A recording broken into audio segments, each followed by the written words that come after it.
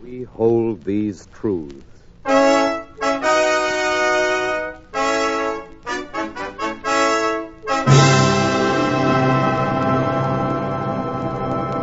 This is a program about the making of a promise and the keeping of a promise. This is a program about the rights of people. This is a program coming to you over the combined radio networks of the United States, bringing you the voices of Americans, bringing you the voice of the President of the United States.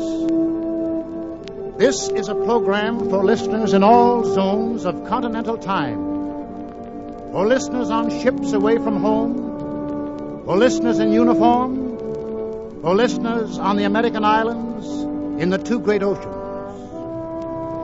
This is a program about the guarantee made to the people of America 150 years ago, a guarantee that has been kept through peace and war and peace and war.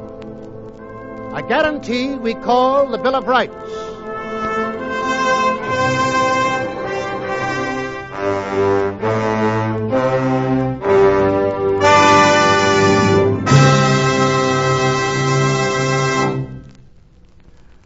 My name is Barrymore. I am one of several actors gathered in the studio in California near shores that face an enemy across an ocean now Pacific in name only. We are here tonight to join 130 million fellow Americans in praise of a document that men have fought for, that men are fighting for, that men will keep on fighting for as long as freedom is a strong word falling sweet upon the ear. What we enact here tonight has been enacted many times before in living flesh and blood. The people we portray have walked the world. The drama is an ancient one, the endless one, the struggle for men's rights to live their lives out peacefully and profitably in a decent world. It may be many of us people here are known to many of you people there, for with us, honored to have a part in this program of commemoration, are some whose names you may have heard.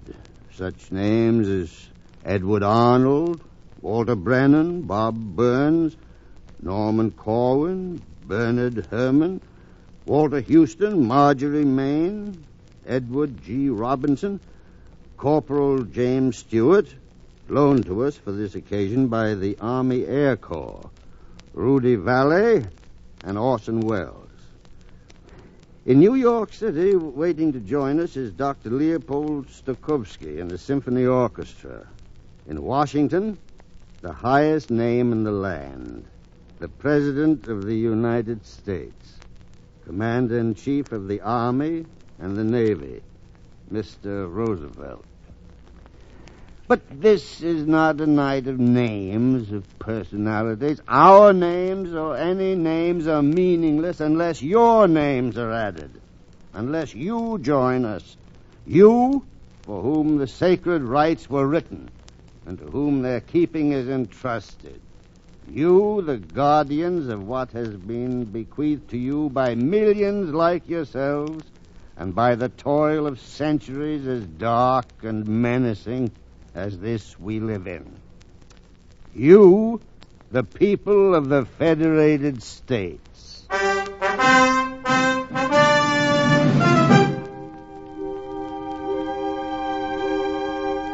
150 years is not long in the reckoning of a hill, but to a man it's long enough.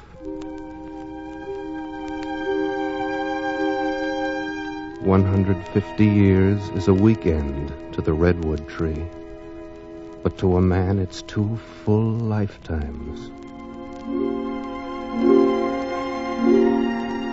150 years is a twinkle to a star, but to a man it's time enough to teach 6 generations what the meaning is of liberty, how to use it, when to fight for it. Have you ever been to Washington, your capital? Been there lately? Well, let me tell you, it's a place of buildings and of boom and bustle, of the fever of emergency, of workers working overtime, of windows lighted late into the night. It's a handsome city, proud of its sturdy name, proud of the men who stopped there and made decisions, proud of its domes and lawns and monuments. Of course, Washington is like some other cities you've seen. It has streetcars, haberdasheries, newsstands, coffee shops, and slums. At busy intersections, there are neon traffic signs which, when the light's against you, say, "Don't walk." And when the light changes, walk. It's a tourist city, which is proper when you think how much of history a busy guide can cover in a day, and when you realize that the District of Columbia belongs to all the people of the states. The tourists know that here their voices have been heard from clear back home, that here their votes are put to work. The tourists go to see the sights they've seen in 1,000 pictures of, sights so famous and familiar that they're thrilled to find they look, well, they look just like they thought they looked. Washington Monument, for example, or the Lincoln Memorial, where the seated and relaxed Abe Lincoln sits between two mighty murals of plain words, his own words. With firmness in the right, as God gives us to see the right, let us strive on to finish the work we are in, to do all which may achieve and cherish a just and lasting peace among ourselves and with all nations. The city moves on busily outside the monument. The tourist goes to see the Capitol, the White House, the museums, sees all about him statues and inscriptions with more sayings than he's ever seen in his life before. They're wise sayings, profound sayings. At the Union Station, for example. A man must carry knowledge with him if he would bring home knowledge. Samuel Johnson. The Archives Building. What is past is prologue. The Supreme Court. Justice, the guardian of liberty. But one of the best is in the Library of Congress. The noblest motive is the public good. Virgil.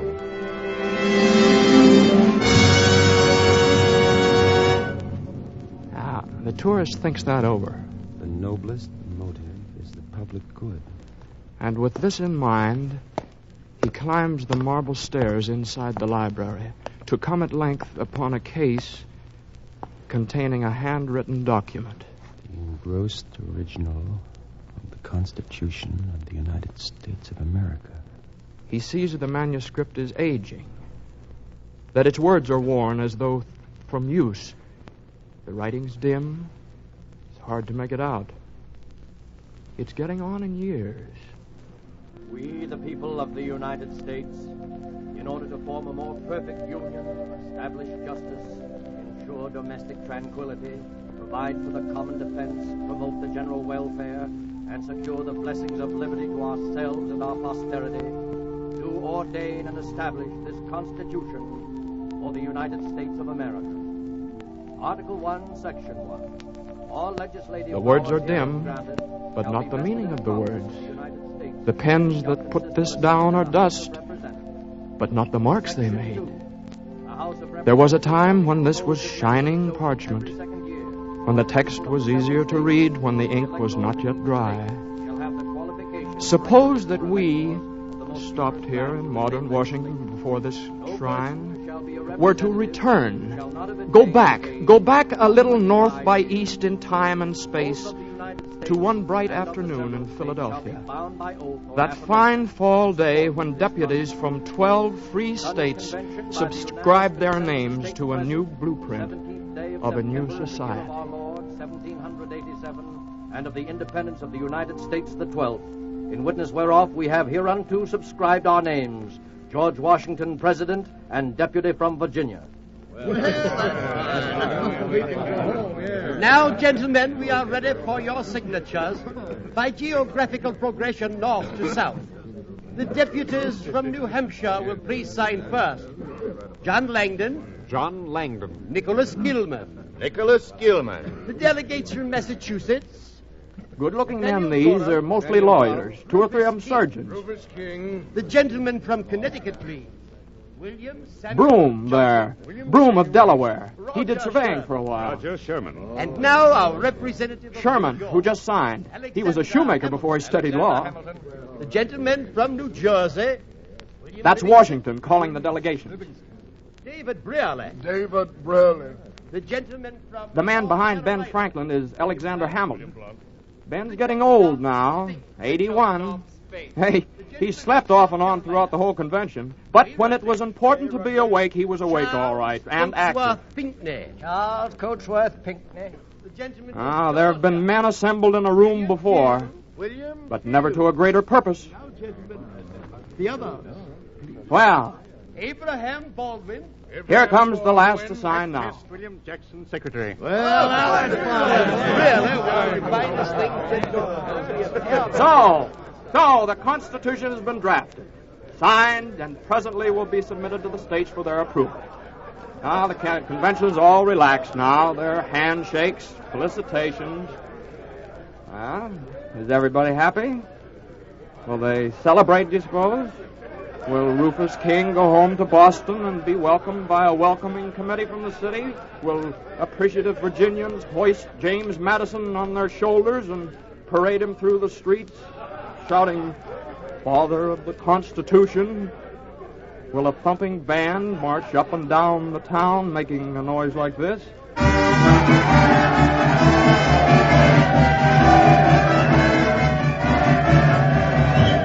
No. There will be no band.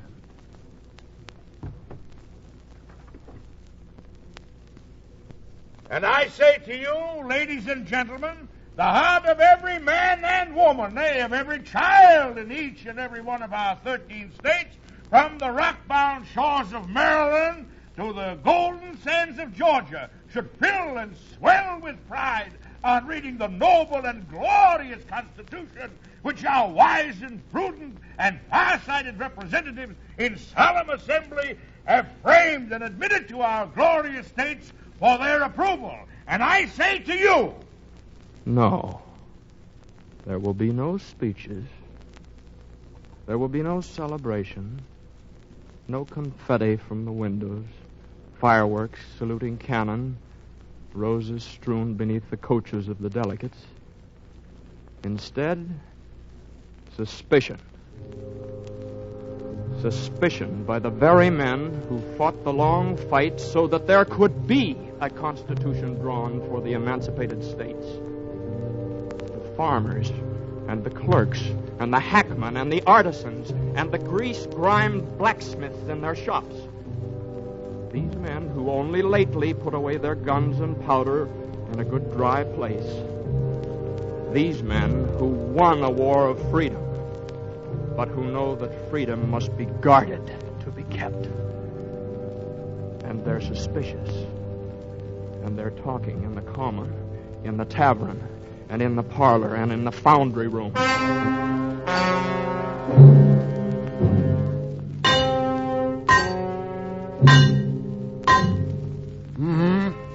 All right, what else does it say? Well, that covers it. That's the whole thing. Constitution. I don't like it. Why? Come here with me. Come over at the door. See that spire? Yes? That's a church I go to. Well, what about it? I like it. I'm a God-fearing man. I want to keep on going there. Well? Don't want anybody telling me I have to pray his way. Well, who'd think of doing that? It's been done. It's happened often. You ever hear state religion? Yes. Bad. I don't like it. Don't think we should have it. Well, we haven't got it. Nothing in that thing you read me guarantees we won't get it.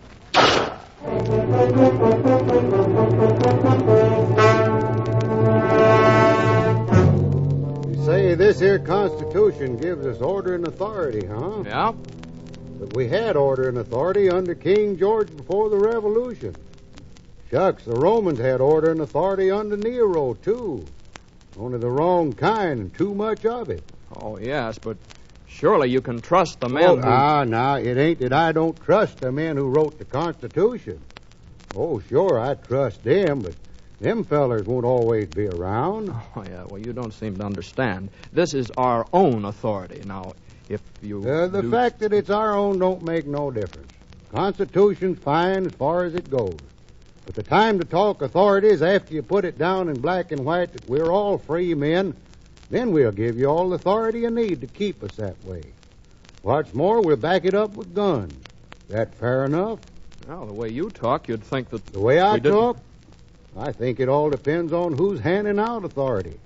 Whether it's to keep men slaves or keep them free.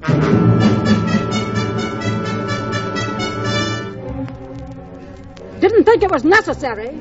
The English thought it was necessary 100 years ago. They've got a Bill of Rights. Where's ours? Well, maybe they'll get around to that. Maybe they'll amend the Constitution later. How do we know they will? Well, maybe they're planning some... I don't like this maybe business. When my husband Robert got killed at Trenton, there was no maybe about it. He got killed. He knew what he was fighting for, and he was glad to die for it. Now the fighting's over. I want to see it.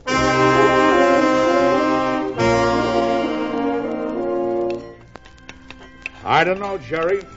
Sometimes I wonder whether you use your head for anything else than to keep your ears apart. I got my opinion, and I stick to it. The Constitution looks good to me. I don't think it needs no adding to. Hand me that brick there. It's a foundation, that's what it is. Sure, it's a foundation. That's just what I'm talking about. But do you build a foundation and then go away and not build a house? Do you clear the woods and then let the ground go barren? Ah, piffle. Ah, the way you argue. Piffle, eh? Is that all you can say? Hand me that brick there. What's the hurry? Give them time. It's not an easy job to get a new country running right. That's just the point. It's a lot easier to get it running wrong. Rights, man. Can't you get that through your head? Why shouldn't rights be written into the Constitution just as much as rules on how to meet and when to vote and how much a senator should get paid? Not they alone. Not only little men like they, whose names escape us, whose names will never be recalled. The men who left their bloody footprints in the snows of Pennsylvania and buried their comrades in a clearing back of a clump of evergreens. The little men who took it, gave it, stuck for the duration, saw it through. Not they alone are doubters, wondering and grumbling. No, there are big names, too. Names now bandied on the tongue, but later to be lustrous, later to be sainted. Tom Jefferson, George Mason, Jimmy Madison, Pat Henry. Now, take Jefferson, for instance. You know what he says? Bill of Rights is what the people are entitled to against any government on earth. I'll take Pat Henry. I cannot give my oath to support this Constitution without a Bill of Rights.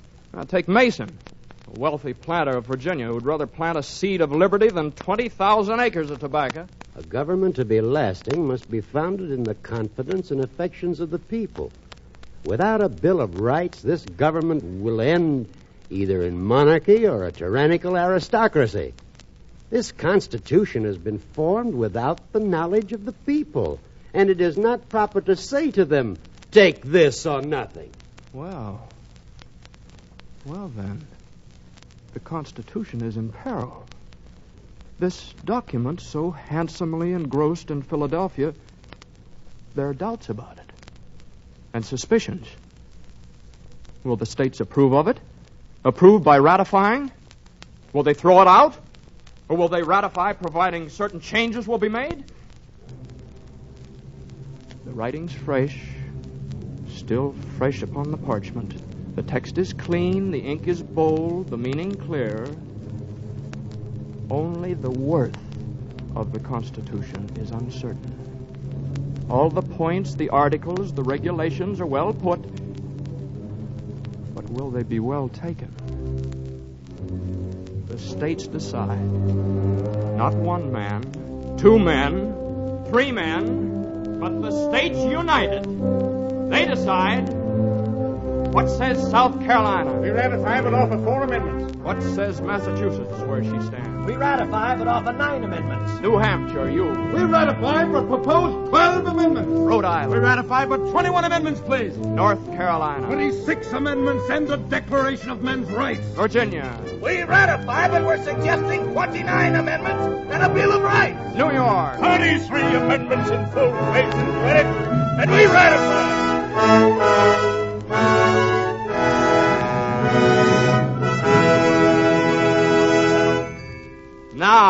Now, Congress may begin.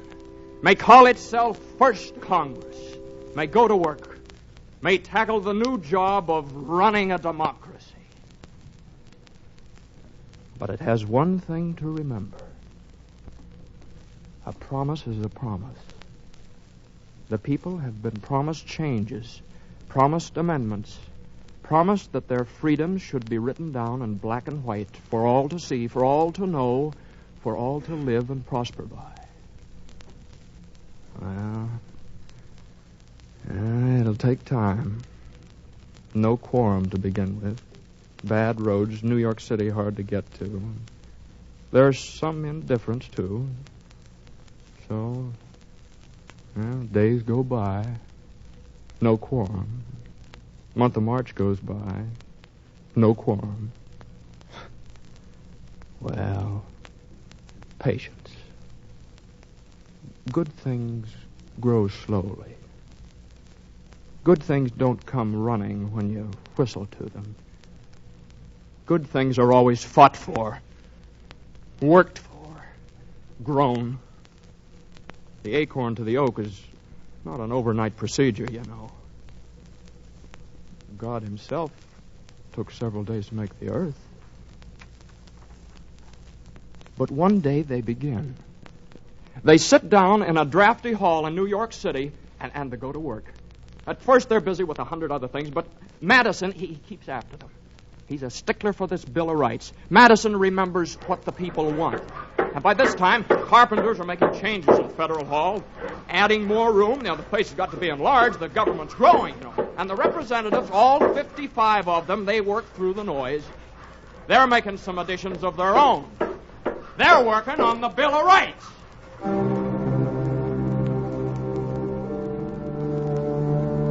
Do you think 55 representatives of the American people sat in a hall in New York City, in a drafty hall, and made up Articles of Freedom? Do you think the congressmen from 13 states made up those freedoms out of their own heads, debated there, deliberated there, without assistance, all by themselves, from their own experience? Oh, no.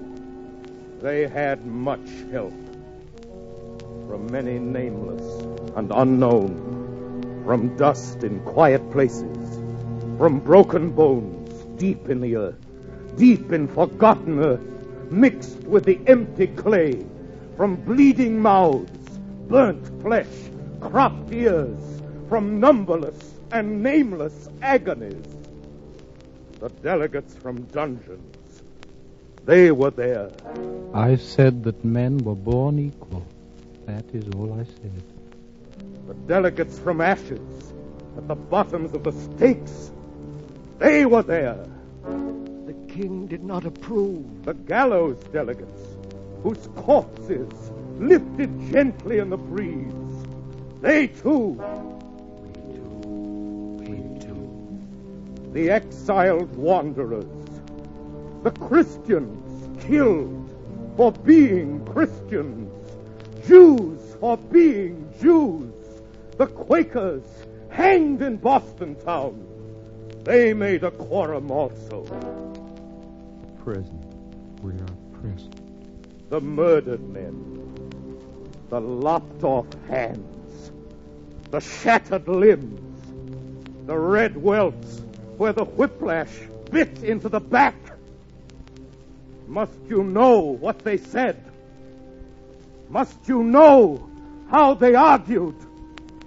Must you be told the evidence, the silent testimony of the wraiths?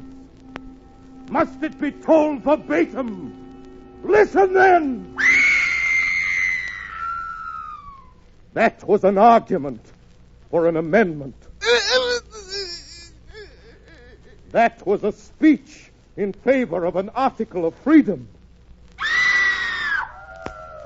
That prayed the passage of a Bill of Rights. How much of all this must be told to be believed? Must it be drawn on diagrams? X marks the spot where decency was last observed. A dotted line shows how the victim staggered. The arrow points to blood. The headsman, he was there in Federal Hall. The man who turned the ratchets on the rack. He sat in the assembly, too. Nero was there. Caligula, King Philip, Torquemada, Cotton Mather, all the tyrants and the martyrs who had gone before, sat quietly, unseen among the representatives, read from their memoirs, expert testimonies, found their ways into the records and between the lines. All the long and bloody history of fanaticism, murder in the name of God, torture in the name of love, crucifixion in the name of safety to the crown. My God, why hast thou forsaken me? He, too, sat in the Congress. The mild man with the scars in his hands and feet where the spikes went through. He was a consultant in the business at hand. Had he not died because the rulers of a realm denied free speech? Was he not nailed up on a cross between two thieves because his preachments were considered treason? He, the Son of God, was he not executed over an issue of the rights of man? Make no mistake about it. He was there. He sat beside James Madison and Elbridge Gerry and John Page in Federal Hall. Unseen he was, but voting. The men of Congress were collaborated with. They added up the gains and losses and the brave words spoken and the brave songs sung. They weighed the drawn and quartered flesh. They took into account the hemlock and the crucifix, the faggot and garrote. And then they framed amendments to the Constitution. Out of the agonies, out of the crisscrossed scars of all the human race, they made a Bill of Rights for their own people, for a new, a willful, and a hopeful nation. Made a Bill of Rights to stand against the enemies within. Connivers, fakers, those who lust for power, those who make of their authority an insolence.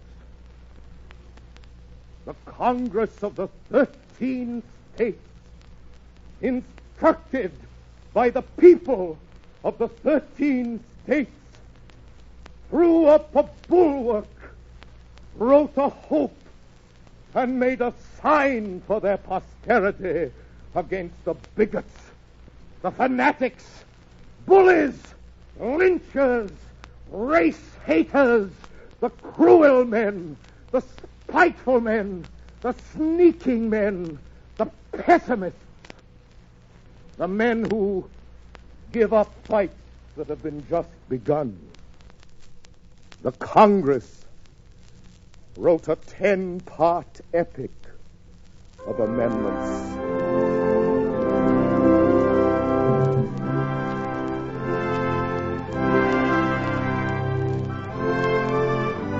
Amendment 1. Congress shall make no law regarding an establishment of religion, or prohibiting the free exercise thereof, or abridging the freedom of speech, or of the press, or of the right of the people peaceably to assemble, and to petition the government for a redress of grievances. Mr. Speaker. Mr. Radburn. I move this amendment be accepted in its present form without qualification. These are the voices of Virginians.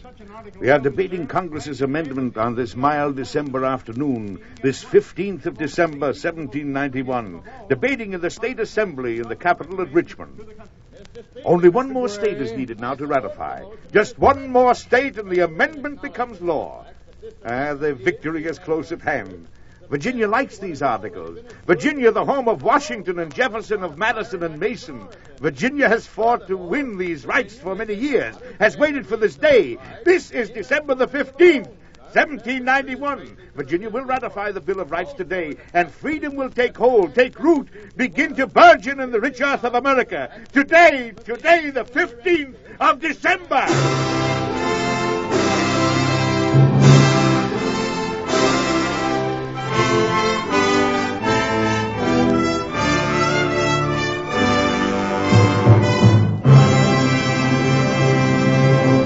Ha-ha! Now the people of the states breathe easier. It's all down in black and white. A contract. It's a deal between the future and themselves. Americans don't make a promise lightly, or take it that way either. A promise made by honest men to other honest men is like a hand clasp and a vow. Meant to be understood. Meant to be remembered. Look about the country now. Suspicion thaws like frost beneath the frank diplomacy of spring. The people read the new amendments slowly, pleasurefully, as they'd read a letter from a son just set up in business who'd written home to tell how he was making good. Oh, well, now that's more like it. Yes, sir, that's more like it. Got your sleeve in the soup, dear. What's more like what? Listen to this. Amendment 2. A well-regulated militia being necessary to the security of a free state, the right of the people to keep and bear arms shall not be infringed. That mean you can keep your gun? That means if somebody gets into office and turns sour on the people that put him there, why, he can't vex us with a standing army the way George did before the war. No, sir, we people of the states, if we got arms, nobody's going to order us to do things the majority of the country ain't voted for. Not without a fight. Better eat that soup before it gets cold. Shouldn't read when you eat anyways. Put down the paper. Oh, all right. That's a good law, ain't it, Jasper? Yep.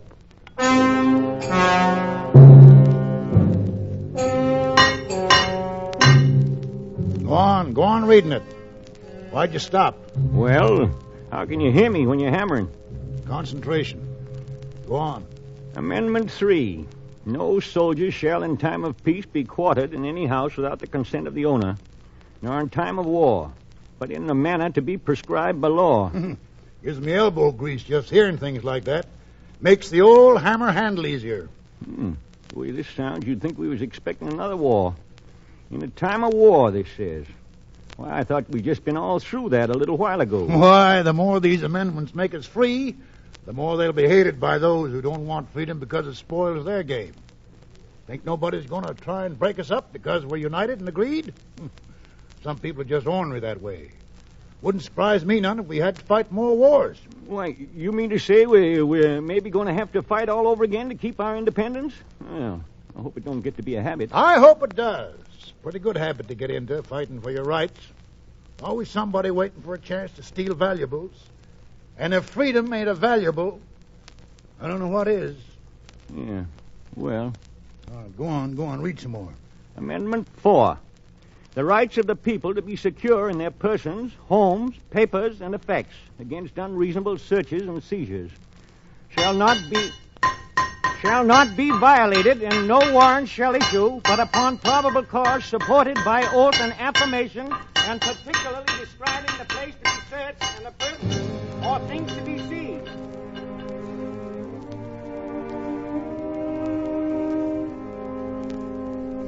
I brought you these, Robert. I grew them myself inside the house. Don't smell much, but they're awful pretty. Everything's going on about the same at the house.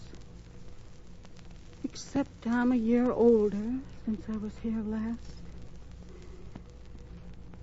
Guess you don't have to worry anymore, Robert. Guess you can rest in peace now. Looks like it's going to be all right. They didn't trick you, Robert. Looks all right. The voices of Americans in Maryland, in Pennsylvania, Connecticut, the Carolinas, Georgia. Up and down the little seaboard nation, the voices of Americans together now. Together in a new way, in a strange new way, a way men had never lived together in before. Proud men, unsuspicious, trusting men. They're fighting over, and they're living just begun. They're building, and they're working, and they're singing, just now getting started.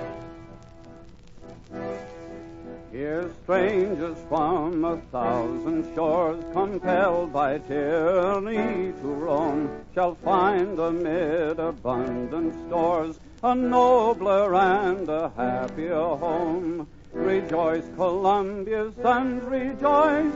To tyrants never bend the knee, but join with heart and soul and voice for Jefferson and liberty.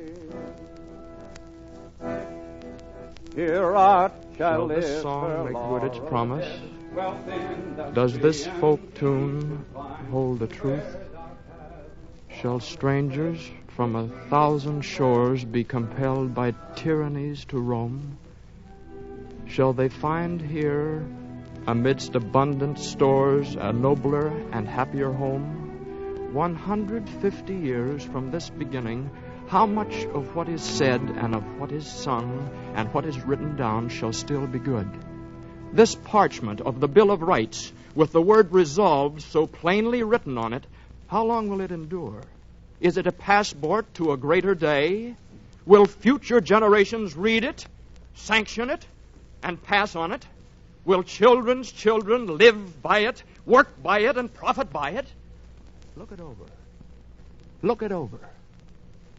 It is new. The parchment shines. The text is easy reading. The words are not yet worn with trial and experience. The writing's fresh, the meaning's clear. The parchment gleams in the December sunlight like a burnished shield upraised against oppression. Amendment 5. No person shall be held to answer for a capital or otherwise infamous crime unless on a presentment or indictment of a grand jury. Nor shall any person be subject for the same offense to be twice put in jeopardy of life and limb. Nor shall he be compelled in any criminal case to be a witness against himself, nor be deprived of life, liberty, or property without due process of law. Nor shall private property be taken for public use without... Let's go ahead 150 years from now. Let's rush headlong, unstopping down the corridors of time. Let's go ahead to 1941. The writing dims. The parchment cracks and curls up at the edges. The splotch of time is on it. And now it's in a case in Washington, D.C. It's in a case behind a pane of special glass protecting it from the light. You see that tourist bending over it there? He's He's trying hard to make out the writing. He's tracing the rights of persons accused of crime. Amendment 6. In all criminal prosecutions, the accused shall enjoy the right to a speedy and public trial by an impartial jury of the state and district wherein the crime shall have been committed, which district shall have been previously ascertained by law, and to be informed of the nature and cause of the accusation, to be confronted with the witnesses against him, to have compulsory process for obtaining witnesses in his favor, and to have the assistance of counsel for his defense. Where does this tourist come from? Oh, maybe from a place undreamed of when the Bill of Rights was born. A land as far away from Federal Hall as Europe. Oh, California. What lies tonight between that place and here? 4 dozen states without a yard of fenced-in border. 130 million people. People working, people resting up to work some more. People working in a mighty unison to prosecute a war. All right, now let's move along. Let's move among them. Let's hear them living lives and thinking thoughts and giving off opinions. Let's see now what they have to say 150 winters after Richmond. Let's see what happens to the Bill of Rights through their 33 administrations, 77 Congresses, and a half a dozen wars. Has anybody anything to say about the status of men's rights December 15th, 1941? I have something to say, if you don't mind. I'm in jail tonight, but I'm joining in your celebration and cheering as hard as anybody else. Uh-huh. Well, if you don't mind my asking, what... Well, a trumped-up charge. The old routine in the city. But I'm getting out on bail tomorrow, and when I'm finally tried, it'll be by a jury and in public. And none of this Gestapo stuff. Not that they wouldn't try it if they could, but that little 450-word matter you're celebrating tonight stops them short of that. Yeah, well, what did they chuck you in the clink for? I mean, what the charge? Making a speech for the Fusion Party against the mayor. First, we hired a hall. But they took away our permit. Said the building was unsafe under an old fire ordinance. So then we went down to Garrison Square, where no permit is required to speak in public. And within 10 minutes, we were on our way to the police station on charges of blocking traffic, disturbing the peace, and inciting to riot. Oh, it's a fine thing. Yes, but listen, we'll beat him. He's scared of us. He's scared the people will find out the truth. And with good reason, because when they do, he's finished. That's why he doesn't want us to be heard. Uh-huh. It's only the crooks and the frightened little big shots who need to shut up their opponents. That may work all right in some other countries, but not here. Yeah, well, how are you going to beat him? Well, there's such things as rights on our side. And not even the mayor's machine is powerful enough to stop us. We'll fight that fight on every front. Carry it to the highest courts if necessary. And we'll win! Is this the talk of servile men? Of tamed and gutless and obedient men? Is this the kind of talk you hear from slaves and witless followers? No, not quite. Not exactly.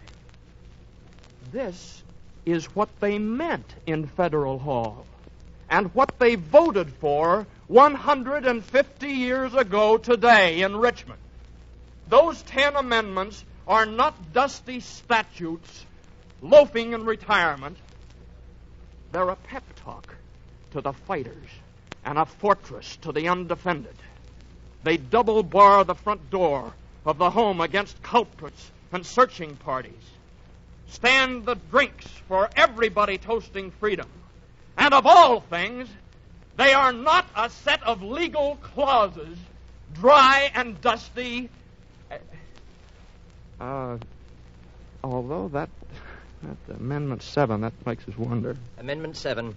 In suits at common law where the value in controversy shall exceed $20, the right of trial shall be preserved, and no fact tried by a jury shall be otherwise re-examined in any court of the United States than according to the rules of the common law. Uh-huh. Well, except for that, not like a lawyer's brief at all, but mostly like a kind of a freestyle ode to liberty. 10 verses long. Amendment 8.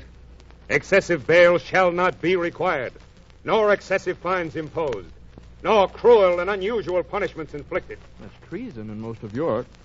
Sentiment like that today. Amendment 9.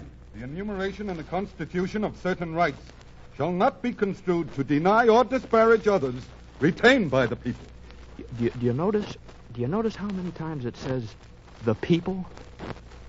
Well, now, can it be because it means the people? Yeah, it can. Amendment 10. The powers not delegated to the United States by the Constitution, nor prohibited by it to the states, are reserved to the states respectively, or to the people. Powers reserved to the people in the Bill of Rights. How the mighty and the proud have fallen. Why, King John, who threw a fit when barons made him sign the Magna Carta. Barons, mind you, were heedless of the common people.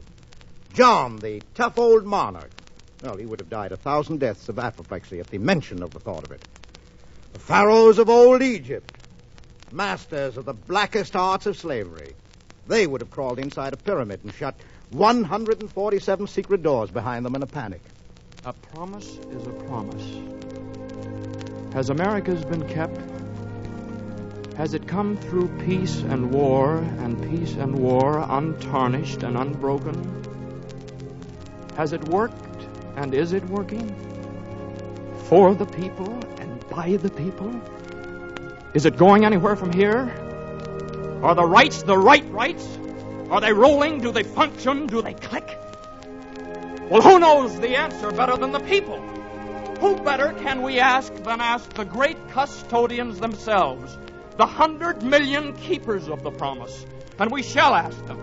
Ask a few of them who stand for many more than few, the high and the low among them. Ladies and gentlemen, an office clerk. Well, we know what freedom is now. Looked for a while there like a lot of us had forgot what it really meant and how much we had of it. But the news that kept piling in from the four corners of the earth, that reminded us all right.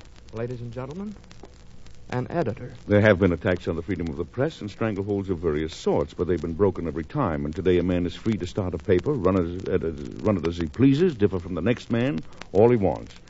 That would make it seem to me, for one, that our rights have come down undamaged. Ladies and gentlemen, a worshiper.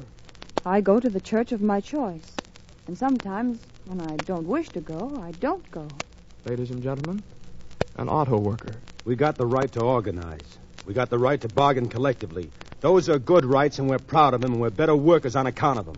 Ladies and gentlemen, a manufacturer. There is nothing in any law which forbids us to forget class differences and work together to strengthen the sinews of our country. Ladies and gentlemen, an Okie. I got a right if I'm hungry and out of work, which I has been, to go looking for work anywhere in my country. The big court says nobody can't stop me from looking. Dang it, that's my right. Ladies and gentlemen, a mother. I might be afraid to bring a child into the world, but not to bring a citizen into the population of the United States. Yes. And from men beneath the rocking spars of fishing boats in Gloucester, from the vast tenancy of busy cities, roaring with the million mingled sounds of work, from towns spread thinly through the Appalachians, from the assembly lines, the forges spitting flame, the night shifts in the mines, the great flat counties of the prairie states, from the grocers, from the salesmen, from the tugboat pilots and the motor makers, affirmation! Yes! United proudly in a solemn day, knit more strongly than we were 150 years ago this day. Can it be progress if our Bill of Rights is stronger now than when it was conceived? Is that not what you would call wearing well? The incubation of invincibility? Is not our Bill of Rights more cherished now than ever? The blood more zealous to preserve it whole? Americans shall answer, for they alone, they know the answer. The people of America, from the east, from west, from north, from south.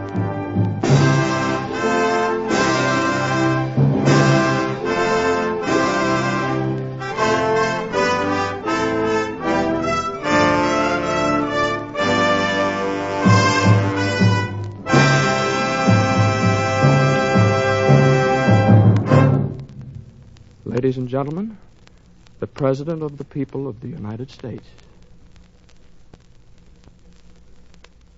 Free Americans.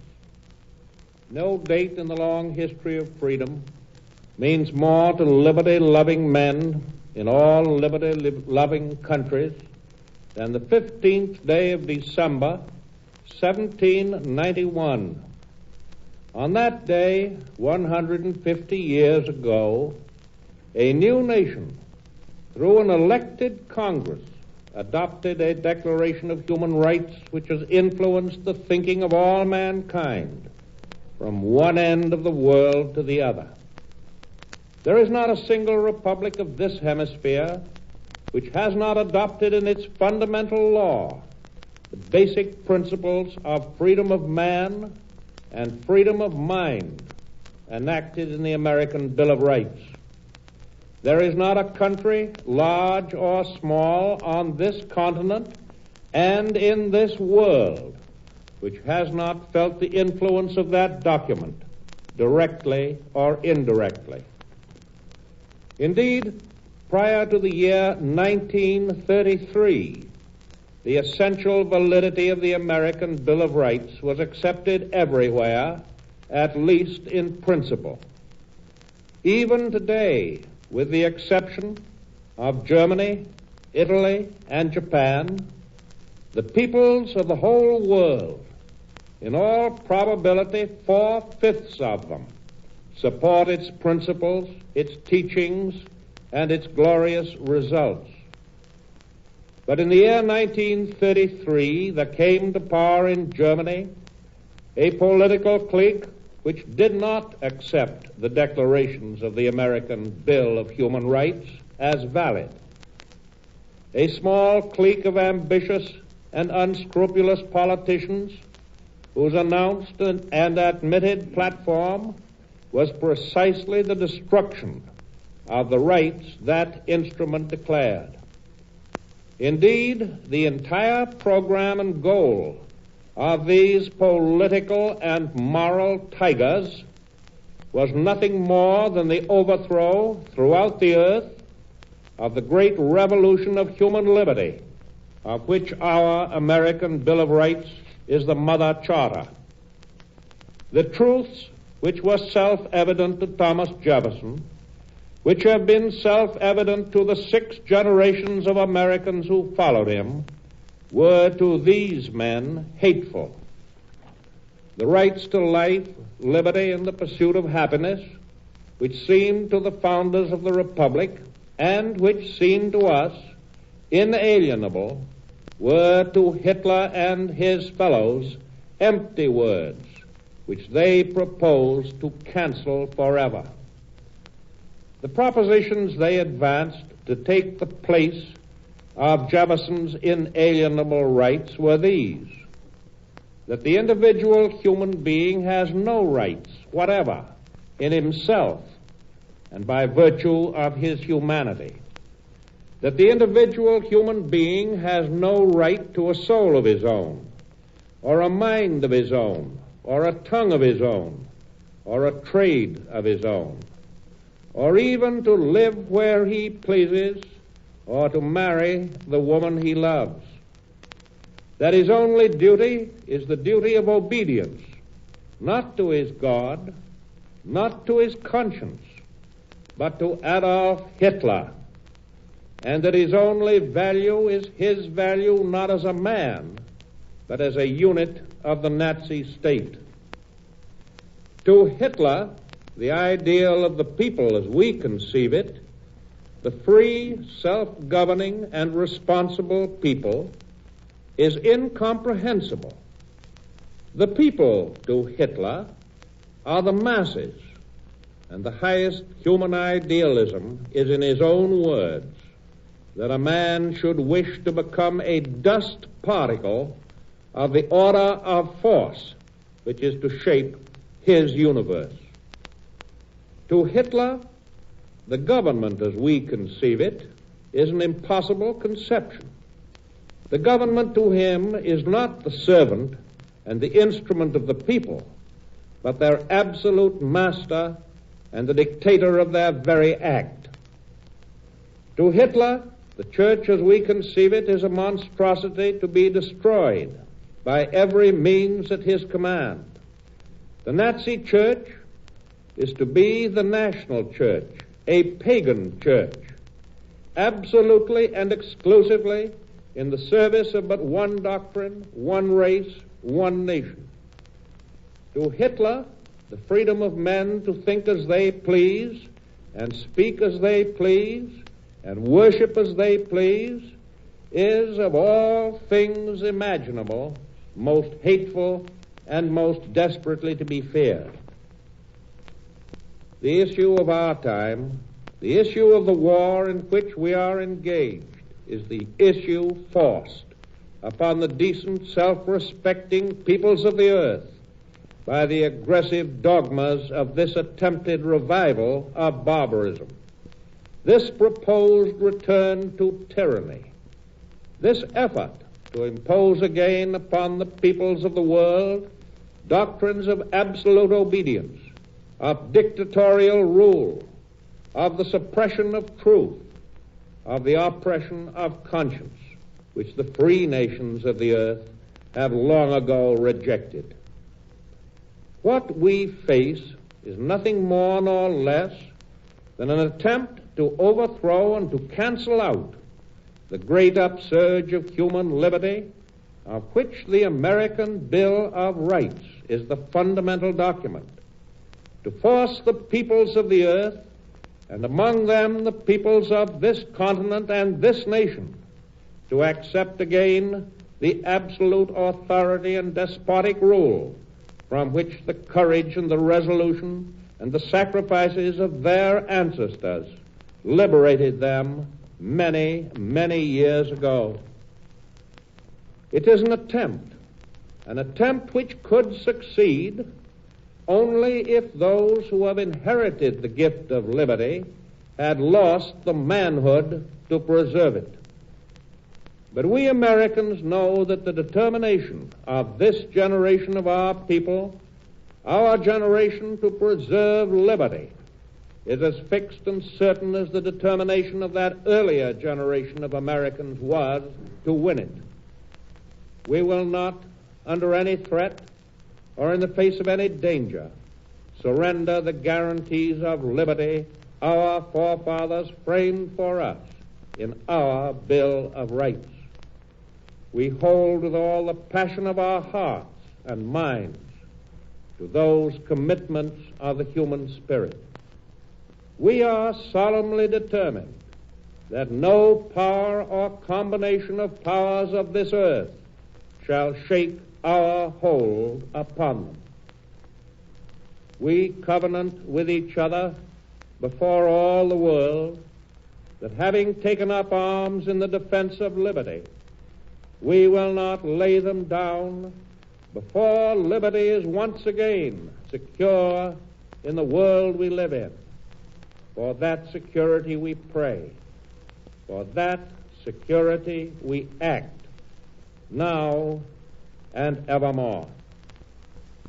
Ladies and gentlemen, you've just heard the President of the United States speaking from the White House in Washington, D.C. Our national anthem.